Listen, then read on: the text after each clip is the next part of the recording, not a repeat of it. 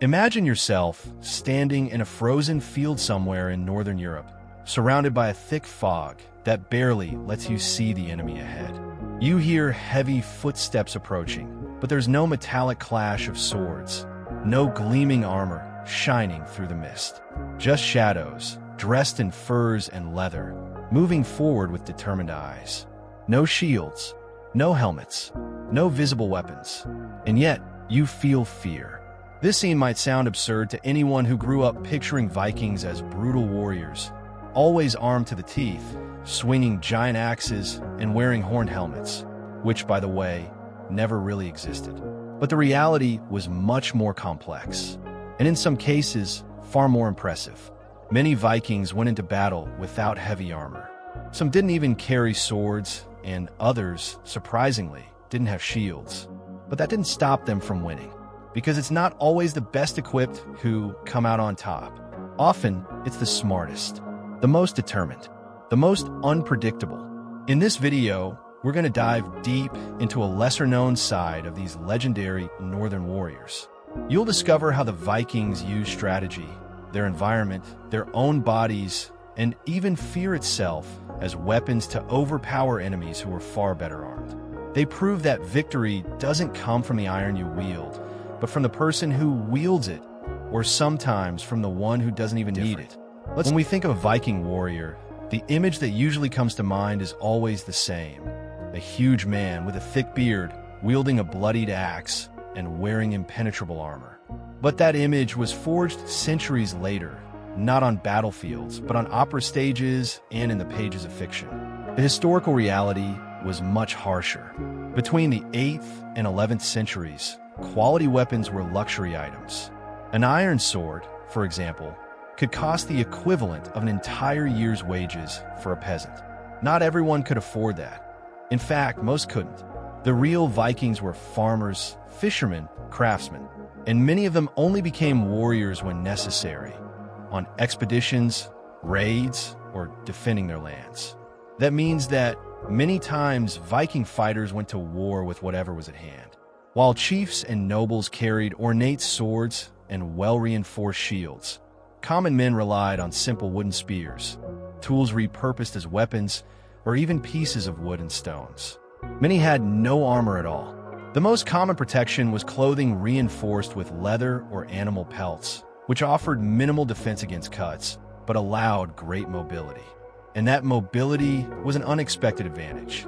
The absence of heavy armor made these warriors more agile, faster, and less tired. And in quick skirmishes, ambushes, and lightning attacks, Viking specialties, that made all the difference. This simplicity in equipment didn't make them less dangerous. On the contrary, it made them unpredictable. An enemy expecting an ordered army, with lined-up spears and shining armor, would be thrown off by a group of furious men, shouting in a foreign tongue, charging in a battle with no visible protection. The psychological shock was immediate.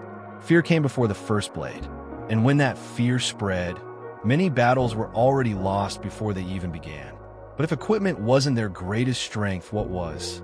How? After all, did a people with so many technical limitations manage victory after victory on foreign lands? The answer lies beyond the hands. It's in the mind. And if the Vikings' hands didn't always wield swords, their minds were always sharp as blades. And that's where they truly stood out. The Vikings weren't just fierce fighters. They were strategic geniuses. They knew they couldn't always rely on having more warriors or better weapons. So they turned the battlefield into a chessboard where every move of the enemy was predicted and manipulated. One of their most common tactics was the ambush. Unlike traditional armies, which formed ranks and marched to the beat of drums, the Vikings preferred the silence of the morning mist. They attacked villages still asleep, hid in forests, or disguised themselves among fishermen to catch the enemy by surprise. They were masters of tactical camouflage. They arrived by narrow rivers, using their long ships, the famous drakers, that glided silently through shallow waters. Within minutes, they were inside the village, looting, disorienting, winning, and disappearing. Another classic move was the feigned retreat. A smaller group of Vikings pretended to flee, running downhill to lure enemies into chasing them. When the opposing army broke ranks in pursuit, they were caught off guard by a second hidden group. The result? A perfect ambush. A battle won without superior weapons, only with cunning. And they didn't just dominate open fields. During sieges, the Vikings knew how to cut off supplies, block escape routes, or even use fire strategically to force enemies to surrender without direct combat. They also used nature to their advantage, waiting for low tides to cross swampy areas where other armies got stuck, exploiting the geography of forests, caves, and ravines to create deadly labyrinths. But perhaps their most effective invisible weapon was psychological terror. They knew they were feared, and they used it masterfully. They shouted in unison during attacks, painted their faces and bodies with bold colors, imitated animal sounds to seem larger in number, all to cause panic and chaos before the first strike.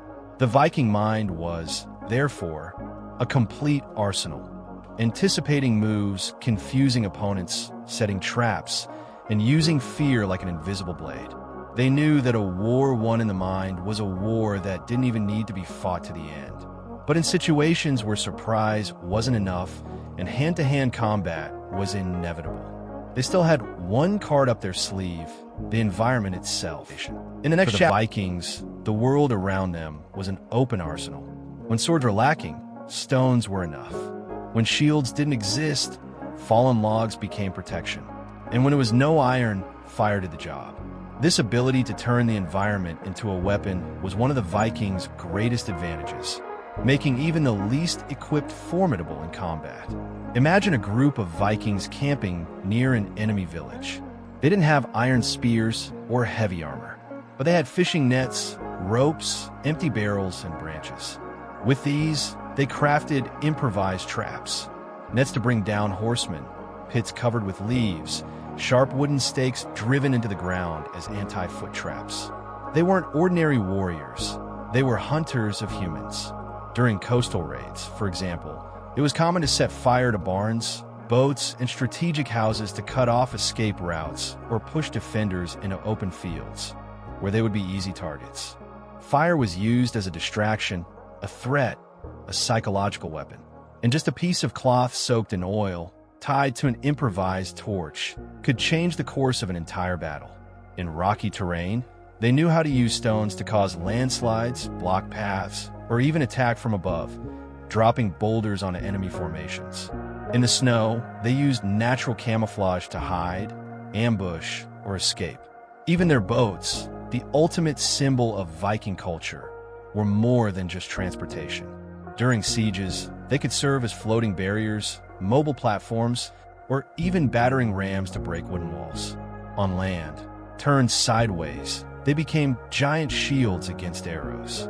And all of this was done without nails or screws, just with joints, leather, and ropes, a true feat of improvised engineering. But the most impressive thing was the mindset behind it all. There was no attachment to materials. A Viking didn't see himself limited by the lack of a kill.